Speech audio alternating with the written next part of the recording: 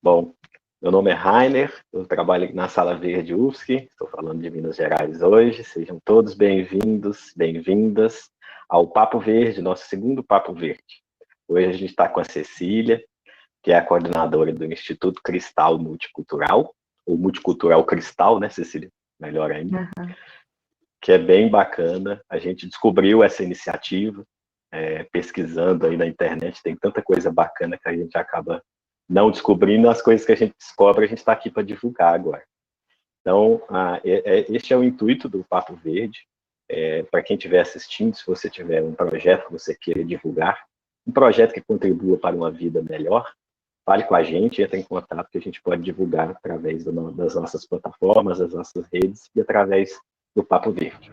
Cecília, eu vou passar para você, fica à vontade, se apresenta um pouquinho e aí você pode começar a falar do Instituto também. Seja bem-vinda. Obrigada, Rainer. Então, meu nome é Cecília Cotsias, eu sou a atual gestora do Instituto Multicultural Cristal. E eu participei desde o início, então, da criação do Instituto aqui no Rio Vermelho, um bairro no norte da ilha, né, de Florianópolis. Então, eu vou falar um pouquinho de mim antes e depois eu falo como que eu me vinculei ao Instituto e porque a gente está, assim, dentro da temática hoje aqui da educação para a sustentabilidade, né? Então, eu cursei uns anos de oceanologia e tecnologia ambiental, e isso me deu bastante conhecimento sobre, né, poluição ambiental e as dinâmicas do planeta, né? Aí, depois, eu fiz também cursos de bioconstrução, permacultura, eu estava bem envolvida com as causas ambientais. E aí, quando eu tive a minha primeira filha, a Helena, que hoje tem 10 anos, eu comecei a me questionar, eu tive a Helena em casa, e aí eu comecei a me questionar, né, sobre essa temática da educação.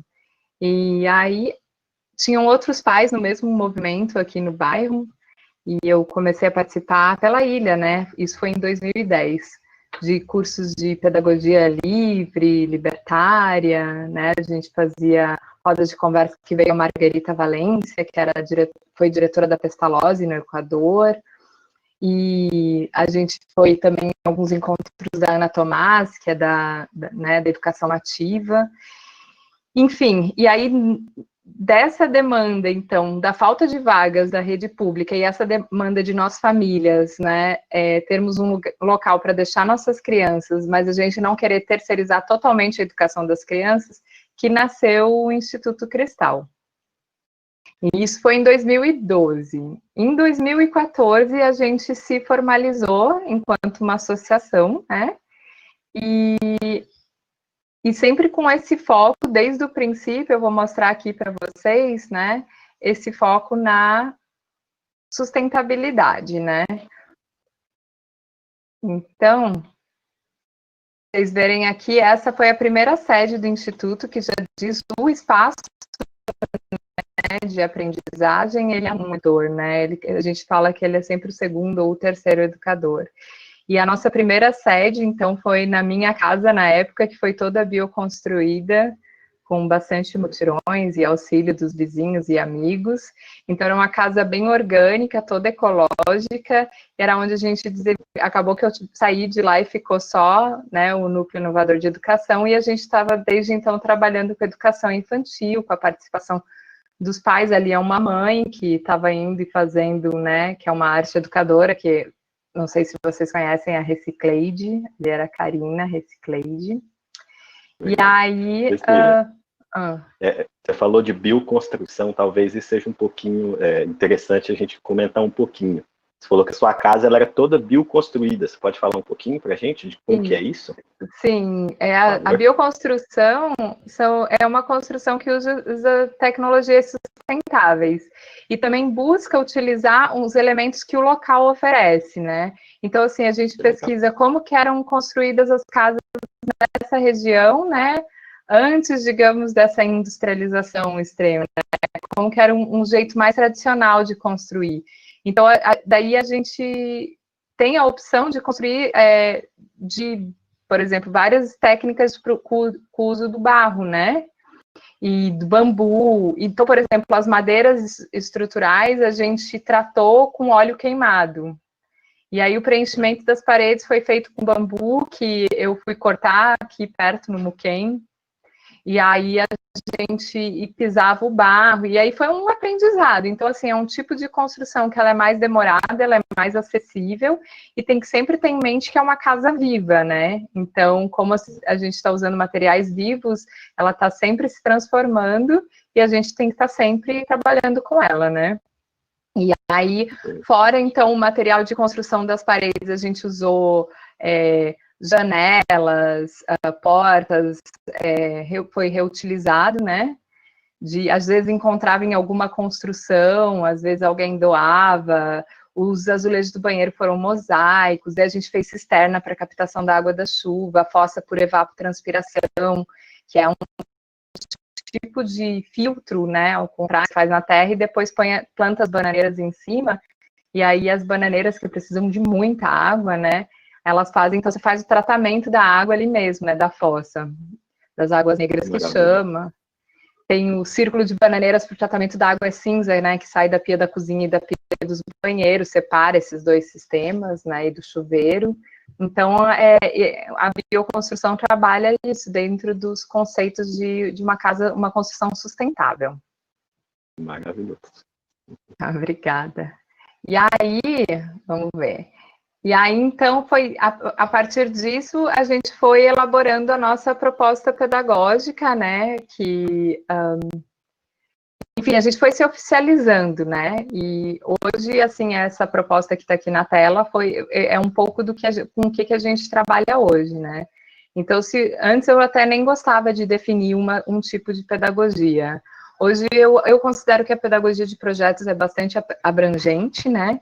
Então a gente trabalha com a pedagogia de projetos e assim, hoje a gente tem uma sede, né, um espaço que é público, que estava abandonado aqui no bairro, e a gente conseguiu, enquanto instituto, né, depois de um processo de 2 anos na prefeitura, conseguimos a permissão de uso, era um prédio que nunca tinha sido usado, estava totalmente coberto de pinos, abandonado. Depois eu vou passar aqui o Instagram, o Facebook, lá tem fotos, né, desses processos.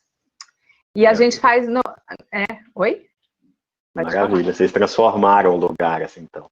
Transformamos o local, isso. Que bacana. E aí, isso sempre com a participação comunitária, né, porque isso é um dos conceitos, assim, da nossa escola, digamos assim, que a escola é inserida na comunidade e a comunidade dentro da escola. Então, a escola como um espaço de aprendizagem, né, um centro de compartilhamento de saberes comunitários, né. Então, é muito importante as crianças, elas estarem cientes, né, não fechadas dentro de um muro, né, mas cientes né, e a gente usar esse conhecimento, essas informações da realidade, do contexto, da onde vivem as crianças, né, a gente usar como tema de aprendizado, né, e desenvolver o pensamento crítico, olhando para essa realidade, né, atuando, questionando. Então, 90% das nossas atividades acontecem no ambiente externo, o que é muito favorável em tempos de Covid, né, porque eu acho que isso eu tenho dialogado com outros professores de outras escolas, de que as escolas têm espaço aberto, né, que a gente não precisa restringir a sala de aula, né, a gente pode ir usando esses outros espaços escolares da instituição, né. É muito bom. E aí a gestão democrática, fala, pode me cortar a qualquer momento. Não, pode continuar, mas é realmente muito bom, assim, utilizar, né, esses espaços abertos, porque a sala, eu tenho a impressão, eu, né, também tenho a formação em pedagogia, eu tenho a impressão de que a sala de aula hoje em dia, já há algum tempo talvez, ela é muito limitante e ela é muito pouco prazerosa, tanto para os alunos quanto para os professores. Se a gente pensar nas últimas décadas, né, nos últimos 50 anos talvez, pensa aí depois da Segunda Guerra Mundial, como que nós evoluímos, né? Como que a nossa vida evoluiu em relação a tantas coisas, tecnologia, transportes, e a educação talvez foi aqui a área que a gente, no geral, parece que a gente evoluiu muito pouco, né? Então, por isso que é tão interessante ver umas propostas diferentes como a do Instituto Cristal. Sim, antigamente acreditava-se que para a gente aprender, a gente tinha que, para a mente focar, o que está parado. Então, para disciplinar a mente, a gente tinha que disciplinar o corpo. E hoje em dia sabe que a gente não aprende só com a mente, né? A gente aprende com o nosso corpo inteiro. Então, se a gente consegue, né? Então, dos nossos lemas principais é aprender a partir do fazer, né? Da prática. Então, se a gente consegue envolver o nosso corpo na atividade, a gente assimila de forma muito mais significativa o conhecimento, né? Então, a sala de aula é limitante nesse sentido, e até ouso dizer ultrapassada, né? E e é isso, é muitos alunos num ambiente fechado, então ela não permite essa movimentação, não permite o desenvolvimento da criatividade, essa exploração do espaço, o surgimento de diferentes temas, né, curiosidades, né, enfim, e aí o que acontece depois que você falou da industrialização, com a revolução tecnológica, as crianças estão, hoje as subjetividades são outras, né? As crianças não é influência da família e do professor, a gente é bombardeado de informação o tempo todo, então tem a influência do computador, da internet, da televisão, dos joguinhos, e aí como que você vai trabalhar com essas crianças do mesmo jeito, né?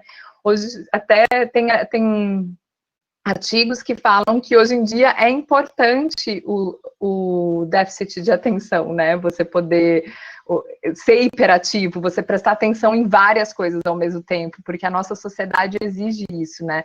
Hoje você não apaga a luz e vai assistir um filme e fica só com a tela ligada, né? Você tá mexendo no celular, você, né, tá com múltiplas telas ao mesmo tempo. Então, daí as crianças que estão nesse mundo, de repente vão lá e tem que olhar para um quadro e um professor durante horas escrevendo, sem recurso, né? Falando da escola tradicional, não dá certo, não dá, é totalmente desinteressante, né? Então, aí que a gente traz a gestão democrática e participativa no sentido de incluir também, então, esses estudantes, né, as crianças, e desde a educação infantil, já no processo de planejamento das atividades, né? Então, querer saber deles o que eles querem aprender, o que é interessante, e o professor, então, como um mediador, porque se a gente tem, de um lado, né, os documentos norteadores da educação, os parâmetros curriculares nacionais, né, esses referenciais, o que a gente, cada criança, em cada etapa do conhecimento, né, essa base comum, o que eles precisam aprender. E do outro lado, a gente tem o interesse das crianças, a gente pode ter um projeto, né, inserido na realidade, a partir do interesse, da necessidade das crianças, e a gente fazer esse trabalho de passar o conteúdo necessário. Por exemplo, vou dar um exemplo para ficar mais fácil, né? A minha filha, quando estava entrando no ensino fundamental, né? Ela falou para mim que queria aprender a costurar. E aí eu falei, tá bom, então você quer aprender a costurar? O que você quer aprender a costurar? Ela falou, eu quero fazer uma saia. Aí eu pensei, ai, que bom, porque daí eu pesquisei na internet e eu não sei costurar, a saia é um dos mais fáceis. Falei, beleza, agora pensa assim, a partir da costura, né? Então a gente, enquanto vai estar fazendo a saia, enquanto vai estar costurando, desde a educação infantil, que está no desenvolvimento da coordenação motora, até a matemática, né, de medir, aí a gente pode estar estudando diferentes tipos de tecidos, a gente, né, pode estar estudando desde história, o plantio do algodão, envolver a escravidão, a gente pode estar estudando diferentes culturas onde os homens usam saia, daí as questões de gênero a gente pode trazer. Então é muito abrangente, é trabalhar um assunto que saiu do interesse da criança, que você está fazendo uma atividade prática, e daí você está conversando, trazendo, pesquisando, né, propondo. Então, é um tipo de educação participativa mesmo, né? Com certeza, os tempos escolares têm que ser flexíveis também, porque não dá para eu estar no meio de uma explicação ou a criança super envolvida, né? E, de repente, bate um sinal e parou ali, vai começar outra aula, né? Da onde isso é uma violência, né? Então, assim, tem que ser centrado no processo educativo, não nos tempos da instituição, né? Não tem que ser de fora, né? Antes, né, falavam que esse tempo de 45 minutos era o máximo que a criança conseguia prestar atenção, né? E ficar sentada, enfim. Hoje em dia, isso está ultrapassado e não precisa ser assim. Então, a gente tem que questionar. Sobre o protagonismo ali do estudante, eu acho que eu já falei, né? E a avaliação também, ao invés de ser uma prova que só testa, assim, a capacidade, o quanto que a criança consegue memorizar, né? Que nem faz mais sentido quando a gente está com toda a informação, todo o conhecimento disponível aqui para a gente, as crianças têm que estar aprendendo como acessar e filtrar essas informações, né? Na era da fake news, né? Seria uma avaliação somativa, então, para usar um termo um pouquinho mais técnico aqui. Isso, formativa, somativa, que você vai acompanhando e até ensinando a criança a se autoavaliar, né? Então, daí a avaliação conta a participação, né?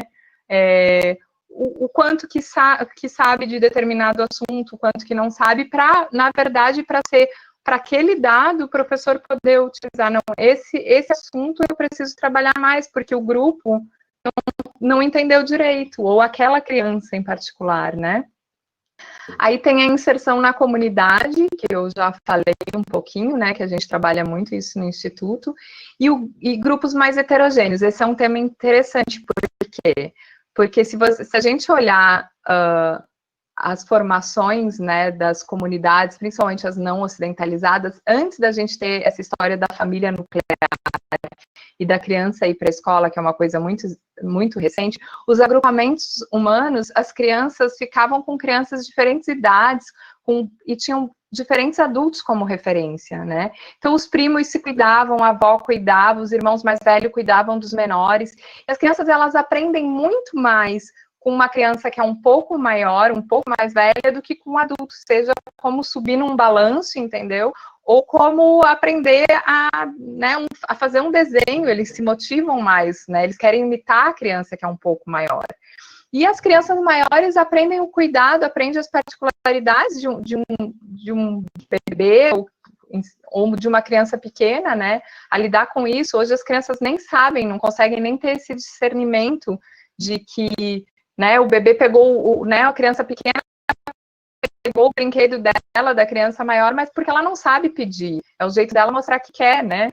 Então, assim, e quando a gente ensina é onde a gente aprende. Então, quando a criança está ensinando a outra, compartilhando o que ela já aprendeu, ela está assimilando de uma forma diferente, né? Mais profunda, ela está, né? Porque você saber matemática é muito diferente de você ensinar matemática. Como que você pensou aquilo, né? Como que você desenvolveu aquele cálculo.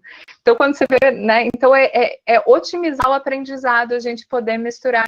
E a LDB, ela já regulamenta a aprendizagem em ciclos, não precisa mais ser por séries. Então, a gente recente acabou agora em outubro a gente conseguiu finalmente regularizar a proposta educacional da Cristal para o ensino fundamental anos iniciais, e a gente conseguiu regularizar com isso, com ciclos de aprendizagem, né? Então, por exemplo, dos 6 aos 9 anos, as crianças estarem juntas, compartilhando o mesmo espaço, cada grupo fazendo o seu projeto, mas fazer os agrupamentos por interesses, por habilidades, né, mais do que por série, porque isso não é real, né? A gente não convive na vida com só crianças da mesma idade e um ou no máximo 2 adultos de referência, né? A gente precisa por exemplo, eu não sei tocar nenhum instrumento. Como que eu vou trazer essa referência da música, né? E a gente vai aprendendo um com os outros assim. Então, isso é muito rico se a gente traz. Hoje vocês trabalham com crianças de quais idades? Então, hoje a gente está fechado por causa da pandemia. E o futuro está incerto.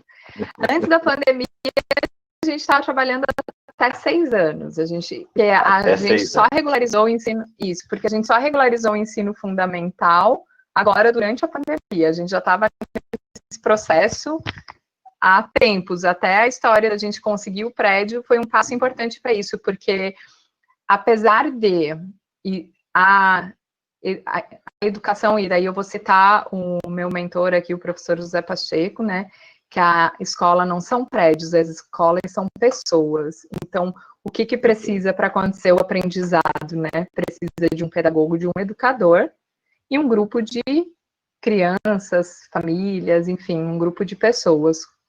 E aí não precisa do espaço, só que a educação está vinculada sempre a um prédio e esse prédio tem que cumprir determinadas especificações, ele tem que estar regularizado, tem que ter alvarás, enfim, tem que ter número de sala, e aí isso dificulta muito, né, e ainda limita, porque a gente sempre constrói os prédios, né, os prédios das escolas públicas até hoje estão sendo construídos no estilo fábrica e prisão, né, sempre todo fechadinho, né, bem a par em centros de armazenamento de crianças, né? Então você não tem nem opção de né, uma alternativa a isso. Enfim, mas vamos continuar aqui a apresentação, então. Se tiver pergunta, a Cíntia também. Isso, a Cíntia está aí, fica à vontade. Cíntia, você está aparecendo no vídeo, está sendo gravado no YouTube, tá? Só para você saber. Mas fica à vontade, pode participar. Ou se você quiser, desliga a câmera, tá? Fica à vontade. Então, aqui, ó, alguns exemplos das nossas iniciativas e projetos. Então, um dos eixos que a gente trabalha com as crianças, como a gente trabalha a partir do fazer e é uma educação voltada para a sustentabilidade, a culinária. As crianças amam. Também, olha, a culinária você pode aprender matemática, você pode aprender química, né? Você pode. E você cozinhar o próprio alimento, né? A questão da saúde em si, porque é muito mais saudável você cozinhar o seu próprio alimento do que você comprar algo pronto, industrializado, né? Então, a culinária a gente trabalha, é um dos eixos da nossa educação. E aqui, esse projeto surgiu, então, de uma curiosidade das crianças, que quando a gente trazia a culinária, a gente vai fazendo também, a gente trabalha o letramento através da leitura das embalagens, eles reconhecerem, tipo, a farinha branca, a farinha integral, o que tem de diferente, né? O pacote, a letra, né? Ler o preço, saber que aqueles numerozinhos ali são um preço, enfim. E aí a gente já vai ensinando a ler os ingredientes, o que tem naquele pacote, né? E da onde que vem e como a gente vai descartar aquilo, né? E para onde que vai. E daí dessas conversas surgiu então esse projeto sobre a origem dos alimentos, que a gente então trabalhou com eles da onde vinha o açaí, assim a gente trabalhou o açúcar, trouxemos a cana, e aí a gente foi aqui no Rio Vermelho, né? A gente saiu da escola e foi caminhando para uma vizinha nossa que tira o leitinho da vaca dela. E ela topou. Então a gente viu desde a compostagem do esterco, né? E as crianças acompanharam e experimentaram tirar o leite. E é claro, né? Essas criancinhas tinham que provar o leite, né? E adoraram o leitinho da vaca tirado na hora. Então, esse foi um projeto bem legal que a gente desenvolveu. Outro projeto também, que é um dos eixos que a gente trabalha, é a horta, né? A horta é um dos eixos principais que a gente trabalha desde das crianças pequenas até crianças maiores, em parceria com outras escolas, até os adultos com a horta comunitária, a comunidade em geral, né? Então, aí as crianças tinham os canteirinhos delas, a gente trabalha a compostagem, né, que é o universo dos bichinhos, segundo algumas crianças, né? E aí a gente tenta trazer o letramento também, sempre trazendo livros, né, apresentando para eles, eles vão fazendo a leitura das imagens, mesmo não sabendo, né, ainda ler as palavras, vai despertando a curiosidade, o interesse, eles entendendo essa função social da escrita. E daí trazemos, claro, o que colhemos para a culinária, e ali vocês podem ver nessa imagem aqui de baixo, a gente trazendo, inclusive, a arte, né? Então, eles escolheram alguns alimentos, montaram, né, uma forma artística, eles mesmos fotografaram para depois fazer uma exposição. Então, incluir o uso de tecnologias, porque faz parte da nossa realidade, né? Então, e aí a gente também faz projetos com a comunidade por exemplo, troca de mudas. Além das famílias, hoje o Instituto que está mais só com a horta comunitária, né, e com a comunidade, a gente está tocando esse projeto ainda, que as pessoas fazem, a gente resgatou eles. As pessoas fazem as mudas nos quintais da sua casa ou têm os frutos excedentes e levam lá no espaço para doar. E daí fica lá. E aí as outras pessoas, a gente pode fazer quando era com as crianças, as próprias famílias faziam e a gente fazia no espaço também. E aí fica essa troca de mudas envolvendo a comunidade e o compartilhamento dos frutos dos quintais, dos excedentes, né? Deixa eu ver aqui mais. Recentemente teve eu observei, teve um estudo, eu acho que ele foi feito nos Estados Unidos, que mostrava que as crianças, elas conhecem mais marcas, né, bem conhecidas aí pelos adultos, elas também conhecem, mais do que plantas. Por exemplo, se você desse o símbolo, colocasse o símbolo de uma certa marca, a criança iria dizer na hora, é tal marca. E se você colocasse uma plantinha que todo mundo deveria conhecer, um próprio alimento, assim, antes de ele estar, né, cozido, enfim, as crianças, muitas delas tinham dificuldade. Então, é muito interessante fazer esse tipo de trabalho. E também você comentou de usar a tecnologia, porque realmente isso faz parte da nossa realidade, né? A tecnologia, ela tem que ser utilizada em favor, né, para a educação, e não tentar... a tecnologia não é um monstro, né? Muito longe disso, ela pode ser utilizada como um instrumento. E só um último comentário também, tem estudos psicológicos também que mostram que quando a gente consegue fazer as coisas, quando a gente consegue ser o mais autônomo possível, isso é bom para o nosso desenvolvimento cognitivo e para o nosso desenvolvimento psicológico.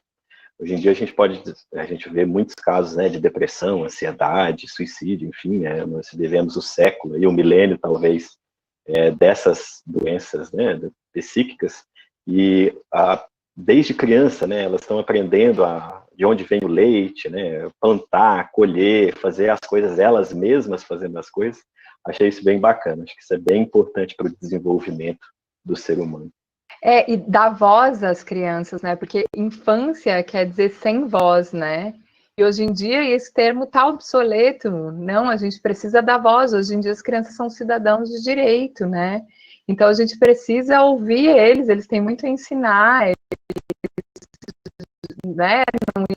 Aquela ideia de que são de papel em branco, que a gente vai colocar coisa e a gente vai moldar, está totalmente ultrapassada. Eles já têm a personalidade, eles já têm a maneira de ver o mundo, e assim, na infância que a gente cria cultura também, né? Veja até a história do boi de mamão, começa com uma brincadeira de infância, né? Cada coisa que a gente ouve deles, porque eles realmente não estão formatados e nem têm formas condicionadas de raciocínio, né? Então, a criatividade, então é muito bom ouvir as crianças, a gente dar a voz. E justamente a autonomia traz uma autoestima e uma autoconfiança, né?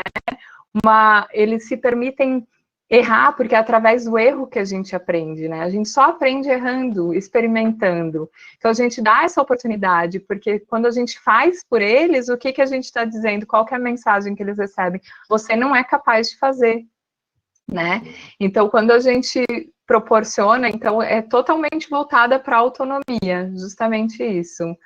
E porque daí o que tipo de cidadão a gente quer formar, né? A gente quer formar cidadãos autônomos, participativos, com o pensamento crítico desenvolvido, que atuem efetivamente na comunidade, que trabalhem de forma colaborativa, né, e solidária. Então, isso tem que começar na infância.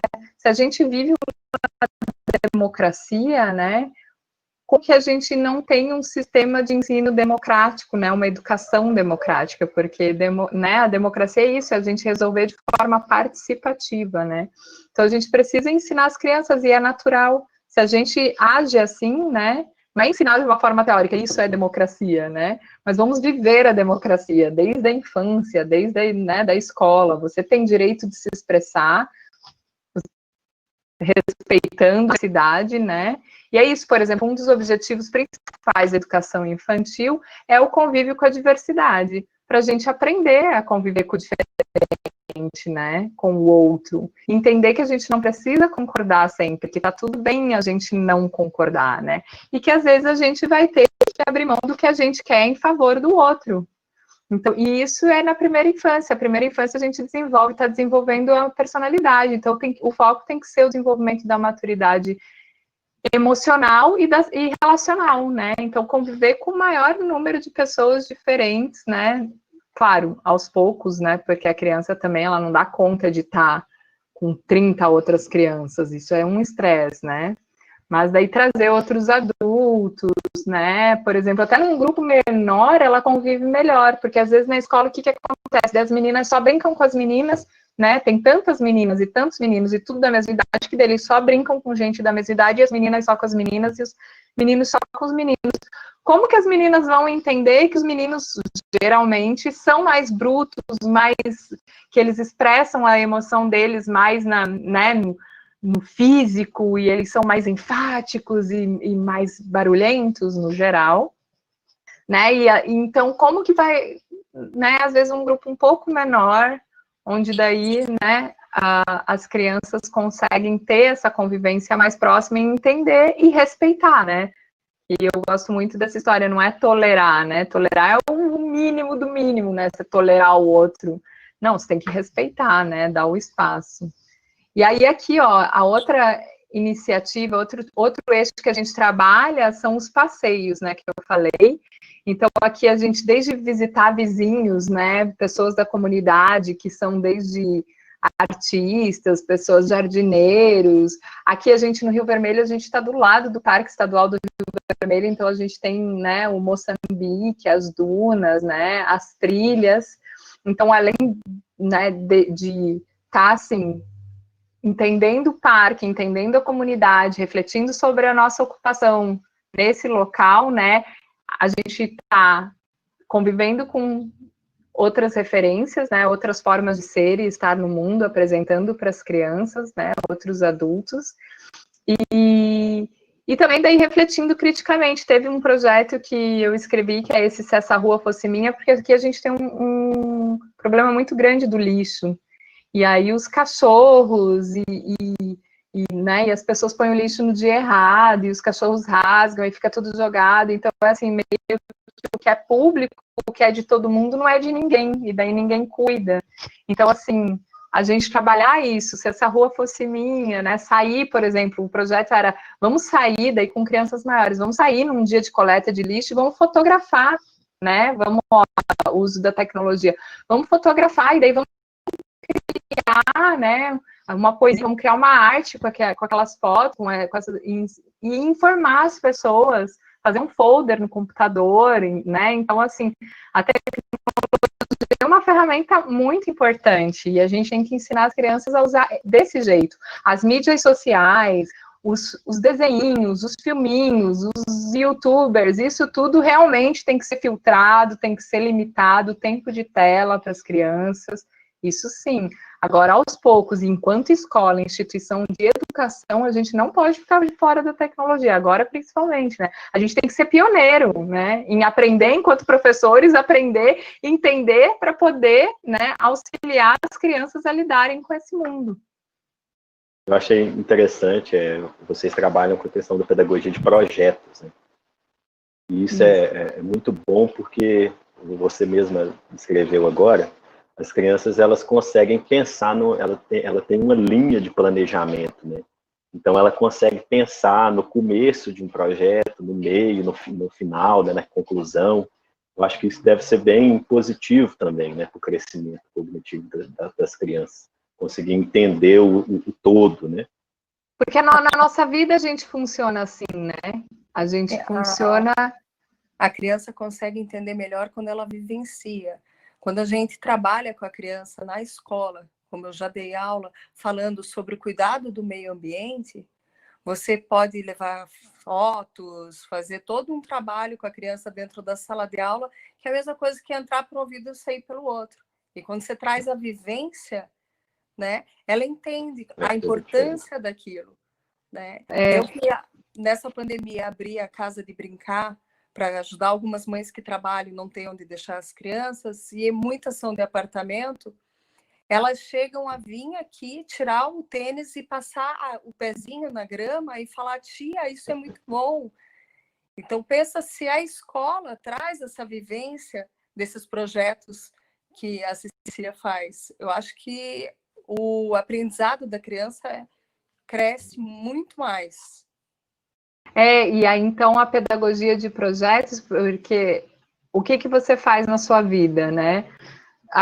O que você faz o tempo todo isso, desde o que eu vou fazer hoje, por que eu preciso fazer isso, né? O que eu preciso fazer, o porquê, como que eu vou fazer, né? Então, para minha vida, você tem que estruturar, né? Você tem que fazer os seus planejamentos e tem, claro, ser flexível. Então, a pedagogia de projetos ensina isso, tá? O que eu preciso fazer, o que eu quero para minha vida, por que eu quero, né? Eu preciso ter uma justificativa plausível.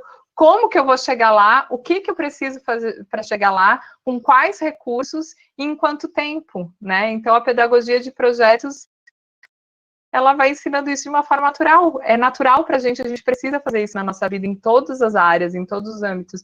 Então, eu acho que é muito importante a gente, de novo, estar trabalhando isso desde cedo e na escola, né? Para a gente poder ter ciência, a gente está vivendo a nossa vida consciente. Aqui, Educação... te interrompi.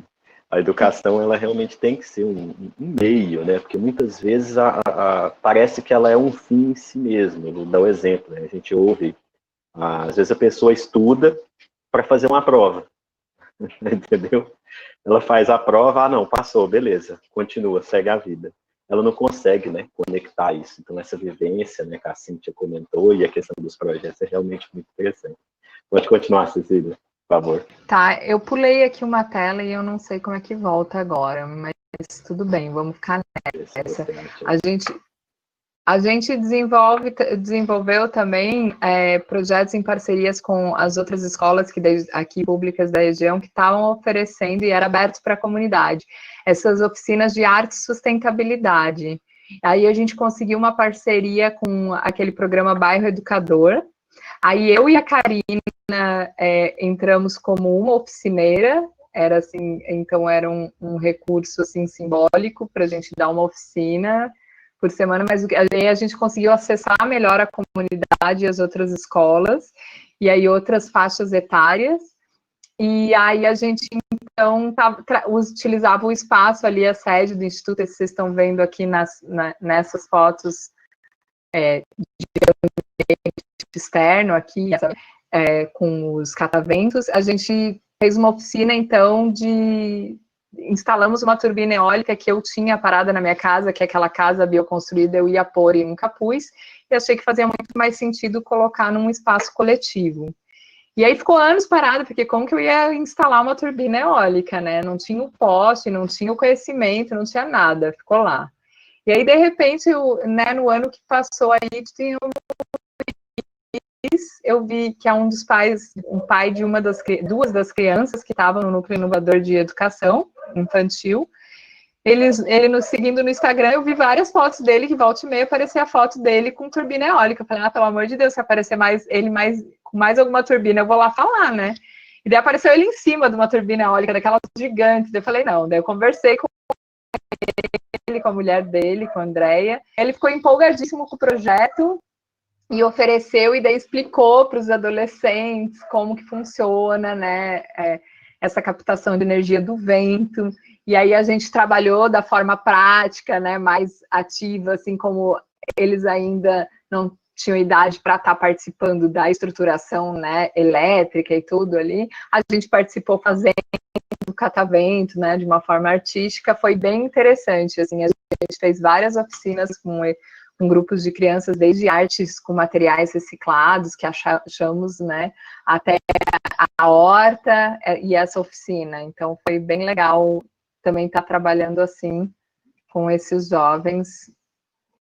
E hoje, então, a gente está, como veio a pandemia e as atividades educacionais tiveram que cessar, né, a gente recebeu um recurso para revitalizar a horta, que estava tudo parado, porque a nossa horta comunitária daí estava sendo liderada e tocada e mantida por um grupo mais da terceira idade aqui do bairro, né?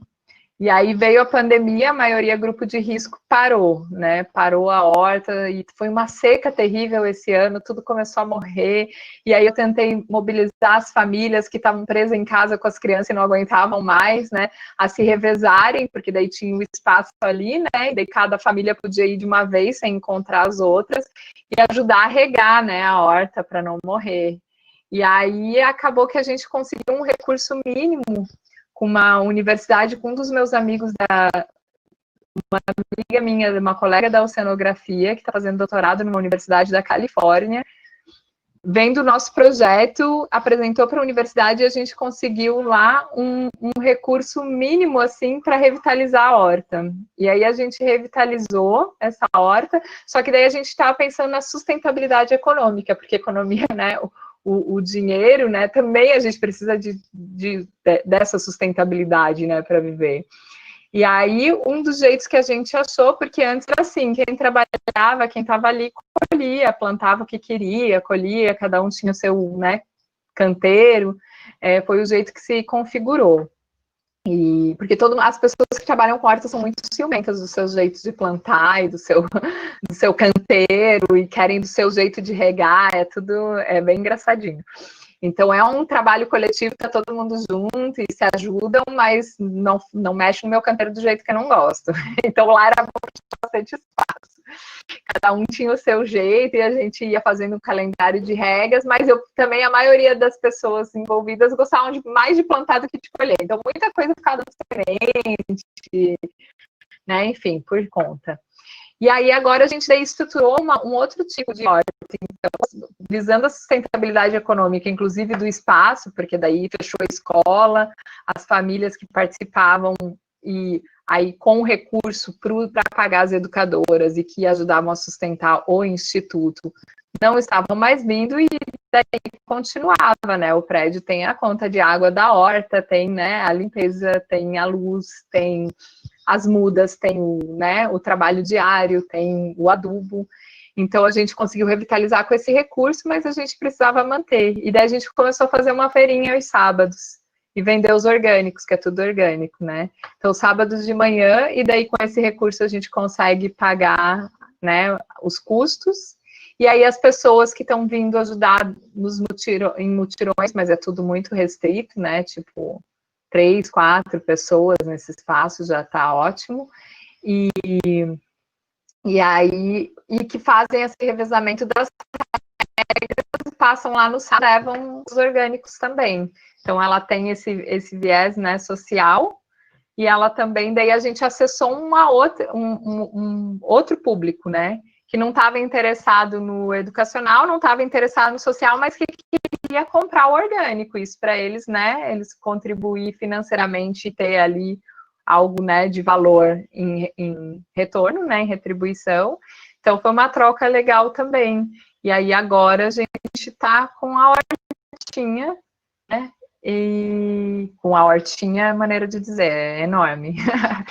Então, quem morar perto e quiser ir conhecer e quiser ir ajudar, tá super... Qual que é o tamanho da horta, mais ou menos, você sabe? Se então, aquele terreno ali, só aquela parte deve ter uns 800 metros quadrados, é uma horta grande. Bom também. Uhum. E daí tem o parquinho ali no meio, é um lugar, e as pessoas vêm pela experiência e colhem na hora, e as crianças daí vêm e tiram, e aprendem, e veem as plantinhas, e brincam no parquinho enquanto os pais, né, escolhem o que querem levar. É uma experiência bem legal. As famílias ficam bem felizes de Esse ir. contato, né? Contato com a terra, ele é muito gostoso, faz muito bem. Exato. E aí só para o futuro que a gente está vendo, daí a ideia, assim, para fim de pandemia, não sei se vai ser tão cedo, né, mas para o próximo ano, é a gente tentar engajar mais para a comunidade se apropriar, né, então descentralizar mais, né, de só ali o pessoal do Instituto tá, né, gerindo esse espaço, para a comunidade se apropriar mesmo e outros coletivos, outras pessoas poderem estar utilizando melhor o espaço e a gente efetivar esse centro de compartilhamento de saberes comunitário de uma forma mais ampla mesmo, né? Aqui eu vou deixar nessa tela aqui com o site e os contatos, né, para quem quiser conhecer melhor a proposta, fica à vontade. E aí, se vocês tiverem alguma pergunta, né, a Gabriela que está aí nos ouvindo também, o Rainer, a Cíntia, só fiquem à vontade. Maravilha. Gabriela, se você quiser fazer aquele jogo de palavras, acho que é legal. Quer fazer? Quer que eu faça? Tá ouvindo a gente aí? Oi, então, nossa, Cecília, eu tô assim, encantada. Quanta coisa consegue acrescentar, né, na formação da criança. Essa autonomia pelo simples fazer, simples brincar e já conectar, né, com muitas coisas, com a história. Quando você fala da máquina de costura, da criança querer fazer uma roupa, e nisso você já conseguir ligar algodão a toda a história industrial, né? Uma revolução industrial ali. Enfim, é incrível, é uma esperança, assim, sabe? Que eu vejo. Conhecimento em rede, né? Uma coisa vai ligando a outra. E é muito importante essa troca de experiências, né? Porque, assim, nós educadores, a gente tem formação para isso, né? E se a gente se conversar, porque os professores são muito criativos, né? É só a gente tocar essa veia artística, né? Porque educar é uma arte, né? E aí a gente, né, e escutar as crianças, se abrir para a experiência, olhar o entorno, também é muito importante o professor estar inserido naquela comunidade, né? Se ele dá aula e ele faz parte da comunidade, aí é mais de meio caminho andado, né? Porque daí já tem os contatos, já conhece os locais, né? Onde, né, dá para ir visitar as pessoas, né? Que podem vir ou onde você pode ir, mas se não as próprias famílias dos alunos, né? O maior desafio da educação para educar crianças é a participação das famílias e que faz toda a diferença na qualidade do ensino, porque além de ter a história de que os professores da educação básica têm uma dificuldade de remuneração, uma sobrecarga de trabalho, né? Tem muitos alunos que é difícil de você prestar atenção em cada um. Se as famílias participarem, vierem compartilhar os seus saberes, puderem estar apoiando, auxiliando nas melhorias da escola e apoiando os professores e acompanhando aquela criança, a gente consegue uma educação de qualidade só assim, só com a participação da família. Então, esse eu acho que é o maior desafio, entendeu? Eu sei que muitas famílias também trabalham, que precisam para se sustentar, daí é sistêmico, né? Então, a gente precisaria justamente começar com os professores se apoiando, os professores conversando, os professores formando essa rede mesmo, compartilhando essas informações e essas ideias, né? Sim, bom, você tocou num assunto que era uma pergunta, assim, né? Nessa questão da singularidade de cada aluno, que é muito difícil você identificar, né? Precisa da família junto, nesse trabalho junto, e ainda mais juntar a singularidade de cada criança em uma sala só. Como você vai trabalhar isso em unidade, né? Aí eu imagino que, pela sua apresentação, assim, a diversidade a gente acaba aprendendo com isso também, né? Então, a singularidade de cada criança seria o que iria acrescentar um aprendizado ali, né? Seria um caminho para a solução ser efetiva, assim, de você entender o contexto de cada um, a realidade de cada um, mas ao mesmo tempo ensinar de uma maneira efetiva para todos, né? Sim, quando a gente trabalha com grupos heterogêneos, a gente vai vendo, por exemplo, respeitando os diferentes ritmos de aprendizagem, né? Se eu estou com uma criança que já escreve o próprio nome e outra que rabisca ou que, né, eu tenho que servir de escriba, tá tudo bem, né? Eu vou auxiliar aquela criança ou aquela própria criança vai auxiliar que não sabe. ou a que não sabe já faz um rabisco, que é o tipo dela escrever, e se ela tá com o nome dela ali. Então, assim, você estimula, né? E exige mais, né? Você da criança que você vê que tem mais habilidade e você respeita. Então, assim, é muito tranquilo. Você pode. É como, por exemplo, uma yoga, né? Você vai fazer yoga, né? A yoga é super inclusiva, né? Você passa a postura e daí, por exemplo, você vai ficar equilibrado num pé só. Se você está começando, você vai ficar com o outro pé apoiado no tornozelo. Se você já tem um pouquinho mais de equilíbrio, o instrutor vai te falar, não, levanta aí e põe na altura de joelho. Agora, se você já está tranquilo ali, o professor vai falar, põe agora, né?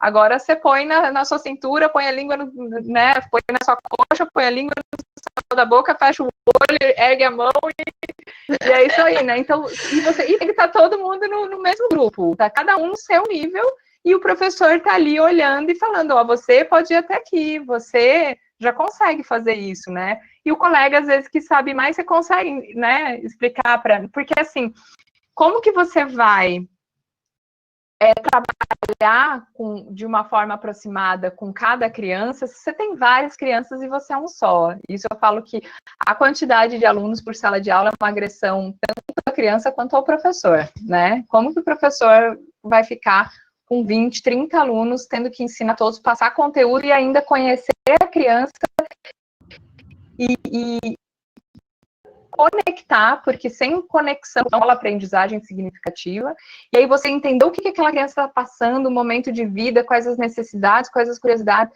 mas se você faz de uma forma participativa, né, as outras crianças, e você pode falar, né, as crianças que vão, né, que estão mais avançadas em determinada habilidade ou conhecimento da turma, elas podem te ajudar sendo tutores dos outros, e elas estão aprendendo quando estão ensinando. Terminou a tarefa antes, né? Fez um exercício em sala, terminou antes, em vez de ficar parado, né, quieto, sentado, e de repente vai auxiliar, né? Um amigo que está tendo dificuldade, explica para ele, não faz por ele, mas explica para ele como que você fez, como que você pensou, né? Então, descentralizar o professor, né? E utilizar essas diferentes habilidades para poder dar, né, essa assistência mais respeitosa, né? É mais horizontal, né? Uma relação horizontal de professor e aluno, de você aprender e ensinar. Isso, é dialógica, né? É uma troca. Algo mais flexível, né? Porque a gente vê na escola tradicional algo muito rígido, aquele negócio tipo, anos, as escolas sempre foi e uma lousa e antes até um palquinho para o professor ficar. E hoje em dia, depois do que uns 100 anos, até mais, continua o mesmo jeito, né? No geral, assim. Então, é muito importante ter essas outras alternativas e ver que elas dão certo, né? Eu até queria fazer uma outra pergunta, assim, de que quando vocês, como instituto, começaram a ver os resultados, de olhar para a criança e falar, não, realmente, esse é o caminho, vamos continuar, que tem esperança da gente criar pessoas, né, indivíduos mais conscientes e autônomos. Então, a minha filha, né, a primeira turminha começou com a Helena, a minha filha. E aí eu ia recebendo feedback das crianças, da família do pai dela, quando ela ia, e eles desacreditavam, né, o nível de conversa, o nível de vocabulário, o conhecimento das plantas, né, porque tem tudo a ver com autoestima, né? Quando você está numa educação que os adultos te tiram para que você não sabe nada, que você não é ninguém, que você fique no seu lugar, que você fique quieto, que você é criança, né? Agora, quando você é tratado, né, como que você tem o seu valor, o seu conhecimento, mesmo você sendo criança, então e participa dentro das suas possibilidades, né? Claro que não em conversa de adulto, imprópria, né? Mas né? Você tem o seu local de fala e ele é respeitado e seus argumentos não são ridicularizados, nem as suas perguntas. Então a criança vinha conversar, então a gente já tinha isso das famílias, das crianças, eles ficam os adultos ficam maravilhados na hora, como assim, entendeu? E a amplitude de conhecimentos que tem e consegue conversar sobre qualquer assunto e como se expressa, né? Então a gente começou a ver que, porque assim, a criança, ela é muito capaz, né? Nossa, olha para nós enquanto seres humanos, né? Nós somos seres muito, muito capazes, né? A gente é super desenvolvida a cognição, né? Então a gente personalidade. A gente acreditar nas nossas crianças, né? A gente precisa confiar, elas aprendem, elas querem aprender, elas querem fazer parte, né? Elas querem fazer parte da sociedade, elas são super curiosas, são pequenos cientistas, né?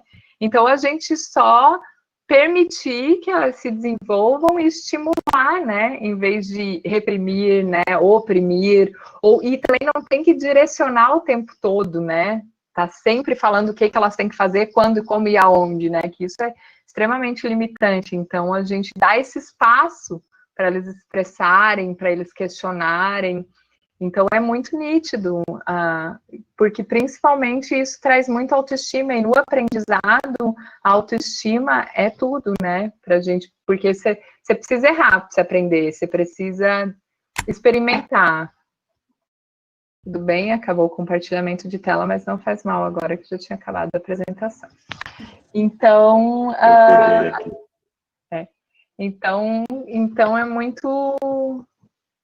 É muito nítido, assim, e daí quando foram para outras escolas cursar o ensino fundamental, nunca teve nenhum problema de adaptação, nem nada, de dificuldade. Muito bom. Muito obrigada por responder as perguntas. Imagina. Acho que para a gente finalizar, Cecília, tem são ideias até da Gabriela mesmo, achei bacana, um jogo de completar as frases, pode ser? Pode ser. Eu começo a frase e você completa da forma que você quiser, não tem limite não, tá bom? Tá bom. Então vamos lá. Brincar é... Brincar é a linguagem da infância, é essencial, nós seres humanos somos seres brincantes. A brincadeira é uma forma que a gente consegue lidar com a nossa vida, com os nossos problemas. Então, brincar é para todas as idades. É importante educar para... É importante educar para emancipação, para autonomia, para cidadania, para sustentabilidade, para solidariedade. Certeza. Liberdade é... Liberdade é um direito, né? Todos temos esse direito né? Precisamos ser livres para nos expressar, livres para experimentar, livres para comunicar, né? Enfim. A nossa relação com a terra e com o outro. A nossa relação com a terra e com o outro tem que ser de cuidado, né? A permacultura fala muito isso, né? Cuidar da terra e das pessoas, né? Muito bacana. E para finalizar, lugar de criança é... Na natureza. E a escola tem que ter natureza dentro da escola. A criança tem que estar na natureza, imagina. A criança precisa. A gente é bicho, a gente é animal, a gente precisa estar em contato com a terra, contato com as plantas, né? Pé descalço, pé no chão. É isso, conectado com os ritmos da natureza, né? Concordo plenamente. Pessoal, se a Gabriela tiver mais alguma questão, se a Cíntia tiver mais alguma questão também, quiser fazer, aproveita. Cecília, muita gratidão por você ter compartilhado com a gente seus conhecimentos. Acho que foi muito bacana conhecer um instituto e realmente dá esperança na gente, né? Pensar que já existe algo tão bacana, né? Quem sabe um dia nós teremos isso como um modelo universal, né? numa educação transformadora, de fato. Estamos Então, tentando. Foi uma grande... Obrigada pela oportunidade, Gabriela, Rainer, obrigada, Cíntia, por estar aí junto com a gente hoje. Quando precisarem, a gente segue em contato, então. Obrigada, Maravilha. Cecília. Eu acredito que isso eu quero que cresça tanto que ainda o Instituto seja até onde os pedagogos tenham que ir para aprender como trabalhar. Uma escola também para os pedagogos.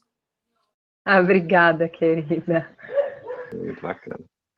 Então, tá bom. Esse foi o nosso Papo Verde, da Sala Verde UFSC. Muito obrigado a todos que participaram. Essa gravação está no YouTube, depois eu encaminho para vocês aí, vocês encaminharem também para o pessoal. E é isso, até a próxima. Abraço para vocês. Até, abraço. Tchau, muito obrigada. Obrigada. Tchau, tchau. Se cuidem. Vocês também.